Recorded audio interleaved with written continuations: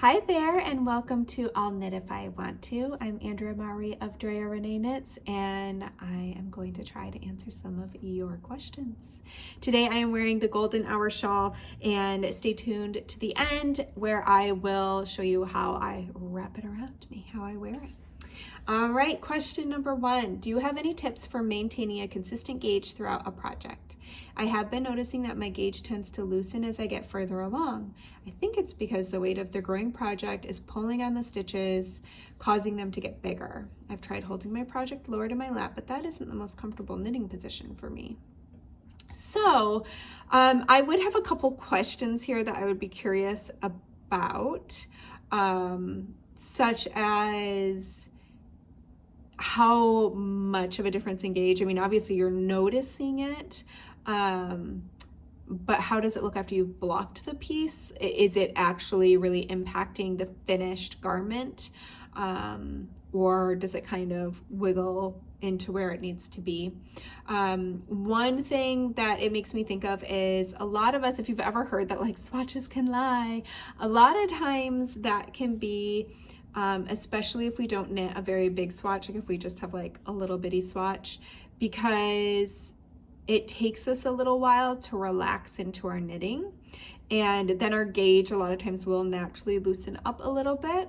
So I think if you're noticing this happening a lot, I would definitely recommend knitting a larger swatch so you can get a truer gauge reading.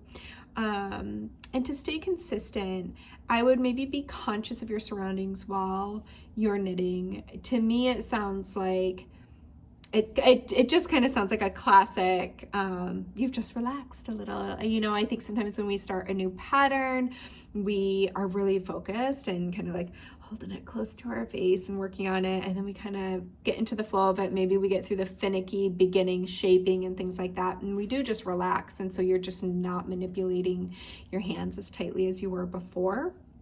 So I think one way you could try to stay a little more consistent is you could, before you wash your swatch, I would measure your gauge before and after, because your gauge can change quite a bit with blocking. That way, if you know your unblocked gauge as well, as you're knitting your actual project, every once in a while, I would just grab your ruler, your tape measure, and check your gauge and match it to your unwashed swatch reading. And then you just know, okay, oh, I was starting to get loose, I need to kind of tighten this up. To kind of keep yourself consistent that way. If it's not a huge discrepancy, it may work itself out with blocking and wearing. I find that a lot of my knits kind of seem to wiggle into each other and settle. But yeah, if it's something you're noticing, I would definitely just check your gauge periodically as you're working. But also, if it is always a loosening, it may be that you need to go down a needle size. And I certainly believe in adjusting our tools before our body. A lot of times we knit how it feels good for our hands. So by adjusting your tool instead, going down a needle size to fix that gauge, that might be the best option. I find that when I'm trying to control the gauge by knitting tighter or looser, that doesn't work out so well for me. I end up getting an uneven tension. So I'd rather change my tool. Next question, number 3, how does one become a test knitter? So for my testing calls, I do host those in my Ravelry group. And I just, once one of my patterns has been tech edited and is ready to have some knitters get a first peek to preview them, then I just post a testing call in my, I'm fiddling now with my little swatch. I post that in my Ravelry group and put out a testing call, and that's where I'll list what the call is, what is required, and a lot of times I'll also throw it up in my Instagram stories. But yeah, that's it. And then you just throw your hat in the ring, and I keep it open until the sizes are filled. One thing I would say is a determining factor for me is I do really appreciate if I go check out that person's previous projects that they have modeled pictures of their knits. So just photos of themselves wearing their sweater or whatever it may be, because I think for me, I love to be able to see that. I love to see when people have knit my designs.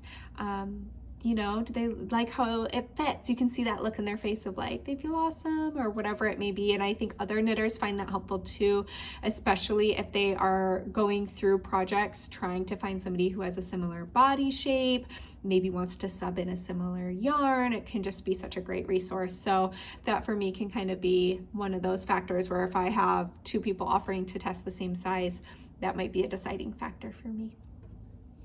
All right, question number 4. How do you choose colors for projects to coordinate with your wardrobe? I find that while I tend to choose my clothes in particular colors, like for work, for example, when I'm choosing yarn for projects, I kind of love all the colors and end up making shawls, hats, etc. that don't really go with anything, and then I'm not sure how to wear them. I also tend to take so long with my larger projects, shawls and sweaters, that they exist in isolation in my head. Is it just a matter of being more closet conscious when I choose my yarn, or maybe I just need to learn how to dress myself better? So I really loved this question because it reminds me of myself. A lot of times, I think I've always tried to find like, what are my colors? What looks good on me? But I just really like a lot of different colors. I wouldn't say I have, I'm gonna knit everything in gray or purple, or, I tend to like a little bit of everything. And it makes me happy. So I find that knitting with color fills me up with joy.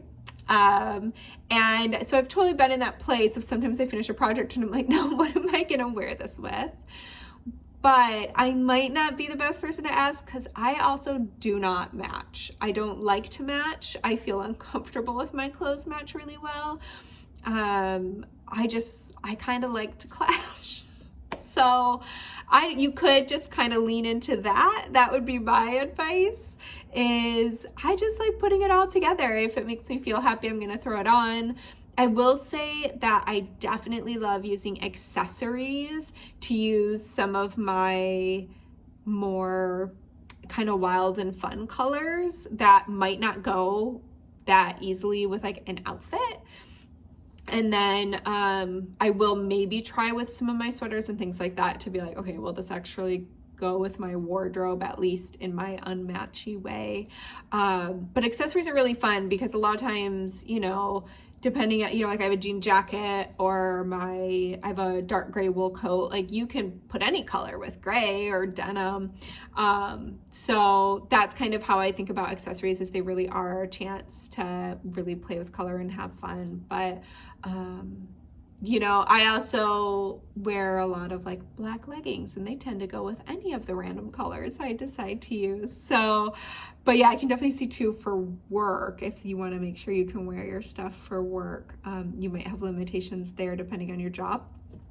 But I very much am team knit with the color that brings you joy. And I find that I find a way to wear it if I love the colors.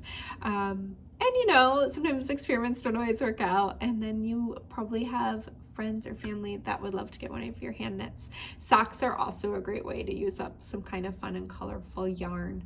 But there's loads of like wardrobe capsule things you could look up for sure. If you actually really want to be conscious of, I want to have like a very put together wardrobe, then you might want to go that route. I'm just not one of those people. I like having kind of an eclectic wardrobe where I mix and match in a funky way, and that just kind of suits my personality better. And that is, knitting really is where I seek color to experience that, where I think a lot of the clothing I buy isn't as colorful as what I knit. So I like interjecting my wardrobe with my colorful knitting. If anybody else has tips, please feel free to drop those below. All right, and the last question, question 5. I have a question about kid knits. How much do you knit for your kids? I know you have a few sweaters. I just bought Sophie to pint sized. I hope your little one loves it. My daughter, I knit that for her. I designed it when she was, I think, 2. She's 7, and she will still put that on over a dress. It's like a crop top. So cute. But do you do things like socks and mittens for them? I'd love to do stuff like that for my kids, but my concern is that it may be a lot of work when kids grow so fast. What has been your philosophy? So I will fully admit I'm not a great kid knitter. My daughter has a few sweaters. My son, I've knit him one out of my handspun, and he put it on once, and he's kind of a yarn makes him itch kid. So he definitely has some hats. So I knit hats are a big one I will do for my kids. I feel like they're pretty quick and they'll wear them. So that's really the determining factor for me is, will they wear these? And I've kind of learned a little bit with my daughter. She's older than my son. So one thing I did learn very early on is with knit slippers or socks for kids, we have hardwood floors. We don't have carpet, and they will slide. And so it's kind of dangerous. So unless you want to like puffy paint the bottom or put like a little leather pad on maybe some hand knit slippers, I don't do a lot of hand knit socks for them because they slip and slide on our floors. I think as they get a little older, I could definitely see doing that though, especially we live in the north and it gets quite cold in our winters, and I just think you can't beat wool socks. So I might actually knit them some special wool socks for like when we play in the snow this winter, and that's kind of when they would wear them. My kids definitely love, my daughter I have the tinsel mitts, which is my mitt pattern that includes fingerless, convertible, and full mittens for the whole family. And so I have my pair of convertibles, and my daughter saw those and she's like, I want those. So I knit her those for her birthday, and those she really loves. But they're not waterproof. So again, we get snow here. So that'll kind of determine. They're great as like mitten liners though, like they're waterproof mittens to keep them warmer longer and playing out in the snow longer. So yeah, my daughter will wear sweaters, and I actually think sweaters wear on kids longer because, at least with my kids, you know, again, my daughter's been wearing that So Faded sweater for years because she's just kind of grown up. And so it went from being like a longer sweater to just now it's like a cute little like over a dress sweater with 3/4 length sleeves. So I think you can kind of stretch sweaters for a while with kids, but I generally knit for myself. That's who I'm usually knitting for. Basically like once a year, my husband gets a sweater, and if my kids ask me for something, I'll knit for them. But I very much am like, you have to wear it if I'm gonna knit it, kind of a mama. So if they wear it, which my daughter's kind of better at wearing the knits, that I am more prone to knit them more things. The good news is too, when it comes to things like mittens, they're really quick. So depending on how old your kids are, that is kind of the nice thing, is you can whip out, especially if you've been knitting a lot of adult things, you can whip out some little kid things pretty fast, which can be like a nice palette cleanser between projects. All right, I've got a little bonus question here. I see your sock forms. Boop. On the wall behind you. I'll be trying socks for the first time and wonder if a sock form is really necessary, or can I get by without it? You can 100% get by without it. You do not need a sock form. The nice thing about a sock form is, do you see like that beautiful shape? That comes from the sock form. It blocks them out beautifully, but you don't need that. Once I've blocked my socks pretty, like for photo shoots and for just the first time, even if I'm not going to take photos. From there on out, I wear the socks I wear are pretty much all hand knit socks. So I wear them a lot, and I'm not going to fiddle around. I only have one set of sock blockers. So I just do a hot water bath with some wool wash until that water, and soak my socks till they cool down. And then I just gently squeeze out the water, and I just hang them to dry in my laundry room. So I don't think you need sock blockers. They're fun to have if you end up getting some. They're a great gift because they're nice to have, but you don't have to have them. All right, I think that is it for questions. We're wrapping up the DRK Adorn Yourself Knit Along. I have seen so many amazing accessories on Instagram and in the Ravelry forum. So I'm so excited. Everyone who's joined, you have knit such beautiful things. So that wraps up in just a few days.